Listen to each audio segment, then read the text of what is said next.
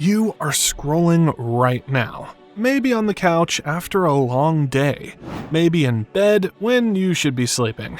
And if you clicked on this video, there is probably a Porsche somewhere in the back of your mind. Maybe you have been shopping for one. Maybe you just got that promotion and you're finally thinking it's time. Either way, stick around because we're about to get real honest about what you're actually paying for.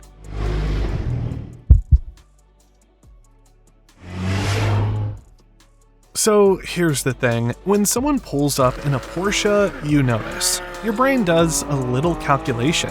You think, okay, that person has made it. They have money.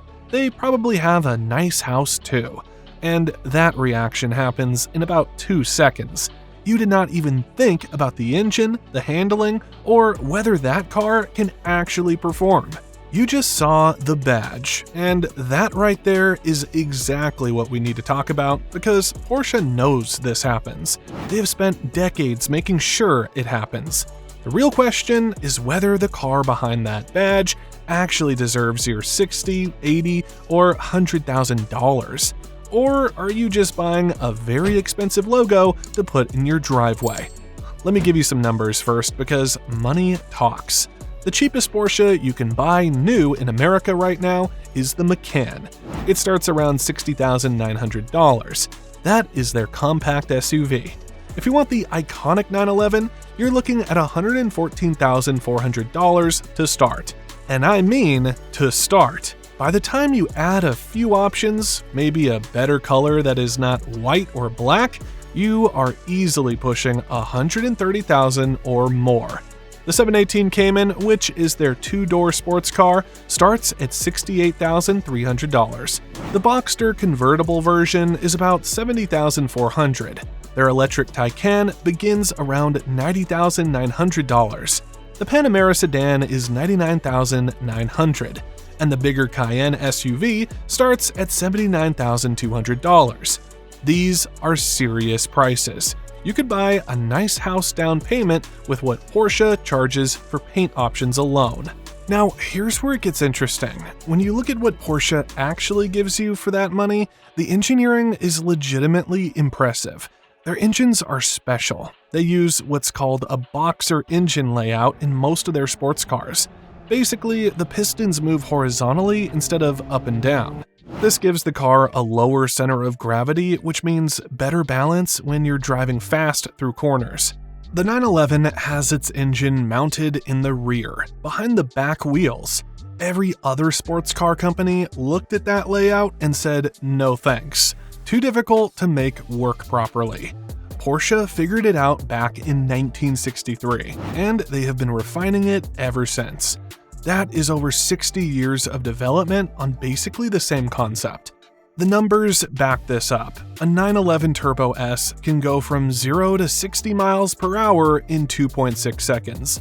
That is faster than many supercars that cost 2 or 3 times as much.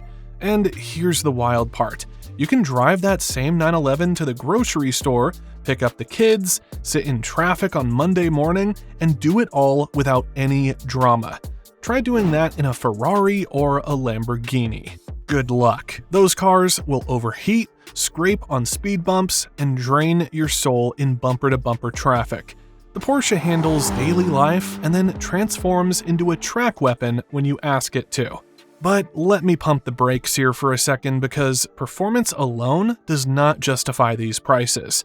A Chevrolet Corvette Z06 will match or beat most Porsches on a racetrack and cost significantly less. A Toyota Supra is genuinely fun to drive and starts under $50,000.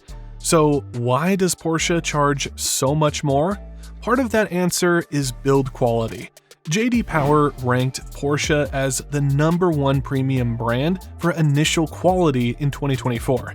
That means when the car is new, it has fewer problems than any other luxury brand. Their customer loyalty numbers are insane too. Porsche has topped the premium brand loyalty rankings for 4 straight years. About 80% of Porsche owners buy another Porsche within 5 years. That kind of repeat business does not happen by accident. Resale value is another factor that makes Porsche different.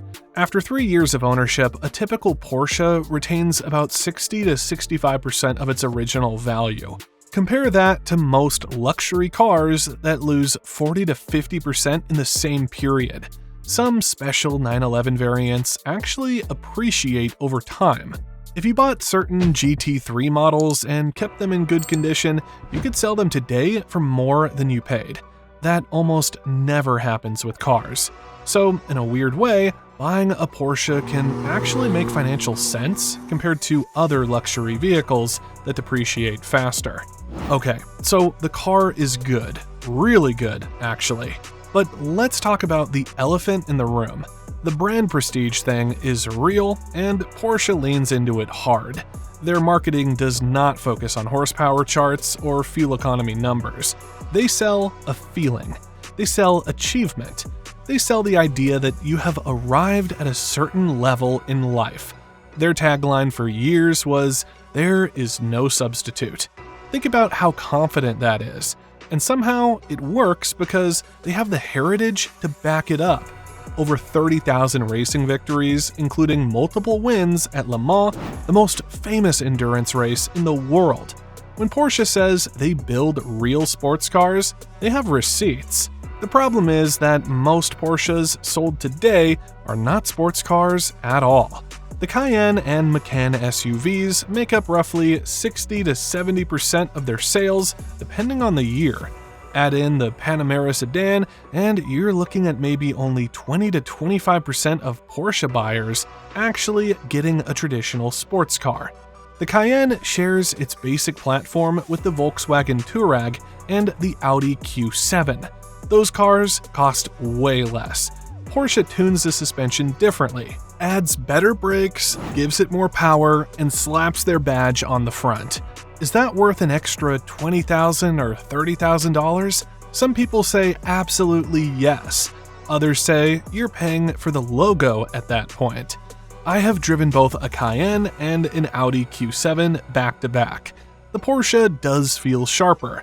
The steering has more weight and feedback. It corners flatter and feels more eager to be pushed. But would I notice that difference on my daily commute to work? Probably not. Would other people notice the Porsche badge when I pull into the parking lot? Definitely yes. And that calculation happens in a lot of buyers' minds, whether they admit it or not. Let us compare Porsche to its main rivals for a second. Mercedes focuses more on comfort and smoothness.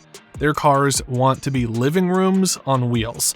BMW tries to be sporty, but their recent reliability has been questionable and their designs have gotten controversial. Audi makes solid cars, but they feel a bit anonymous, like they lack personality. Porsche sits in this sweet spot where you get genuine driving excitement, plus luxury, plus reliability, plus status, all in one package. No other brand really nails all four of those things at once. Maintenance is where things get more expensive than your average car, but maybe not as scary as you have heard. According to RepairPal, the average Porsche owner spends around $1,192 per year on maintenance and repairs. Over 5 years, that comes out to roughly $6,000. For the 911 specifically, it is actually a bit lower at about $1,072 annually, so around $5,400 over 5 years. Now, compare that to something like a Toyota Camry, where you might spend $3,000 to $4,000 over the same period. The Porsche costs more, but we're talking maybe an extra $2,000 over 5 years for the sports car models. That is honestly not bad. The real variable is how you use the car and where you get it serviced. If you take your Porsche to the dealer for every oil change and brake job, you will pay premium rates. If you find a good independent Porsche specialist or handle basic stuff yourself, owners on forums report spending closer to $1,000 a year. The SUV models like the Cayenne tend to cost more because they have bigger brakes, heavier tires, and more complex suspension systems. Budget somewhere between $5,000 and $12,000 over 5 years, depending on your situation. If something major breaks outside of warranty, a single repair can still hit $2,000 or $3,000. But for routine ownership, Porsches are surprisingly reasonable given their performance level. Here is my honest take after everything I've looked at. If you genuinely love driving, if you appreciate engineering, if you actually use the performance capabilities, a Porsche makes sense. The cars are exceptional. The experience behind the wheel is something special that few other brands can match. You feel connected to the road in a way that cheaper cars simply cannot replicate. The resale value softens the blow of the high purchase price. The reliability keeps you from getting stranded. The prestige is real and people will notice, but there is actual substance behind that prestige. However, if you're buying a Porsche mainly because of what other people will think when they see you in it, you might want to reconsider. You could get 90% of the practical benefits from other brands for a lot less money. The Cayenne is a great SUV, but so is the Genesis GV80 at $30,000 less. The Macan is fun, but the Alfa Romeo Stelvio offers similar driving dynamics for considerably cheaper. If the badge is your main motivation, you're essentially paying a $20,000 to $40,000 premium for other people's perception of you. The truth probably lives somewhere in the middle for most Porsche buyers. They want a car that performs well, and they want the status that comes with it. There's nothing wrong with that combination. We all make purchases partly based on how they make us feel, and how others perceive us. Porsche just happens to be one of the most effective companies on earth at charging a premium for both the product and the image. So, are you buying a Porsche or are you buying the brand? The answer is probably both. The question is which one matters more to you.